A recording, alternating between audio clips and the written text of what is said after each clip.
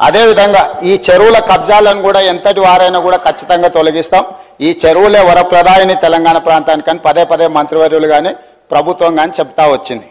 అయితే ప్రధానంగా సినిమా హీరోలు అంటే ప్రజలకు ఆదర్శంగా ఉండేవాళ్ళు, మంచిని ప్రజలకు బోధించేవాళ్ళు, వాళ్ళని ఆదర్శంగా సమాజం తీసుకుంటుంది. హైటెక్ సిటీ ఎదురుగా గురుకుల్ భూములలో ఎన్ కన్వెన్షన్ అనే ఫంక్షన్ హాల్ ఏదైతే ఉందో అక్కడున్న చెరువులో సగానికి అడ్డంగా గోడ కట్టి కొన్ని ఎకరాలు ఆక్రమించుకొని ఫంక్షన్ హాల్ నిర్వహిస్తున్నారు. పదే పదే ప్రభుత్వం దృష్టికి వచ్చింది, టీవీ ఛానళ్ళల్లో పేపర్లలో చూపించాను. అక్కినేని నాగార్జున గారు కూడా దాని మీద స్పందించారు. ఈనాటి వరకు ఆ ఆక్రమణలు తొలగించలేదు.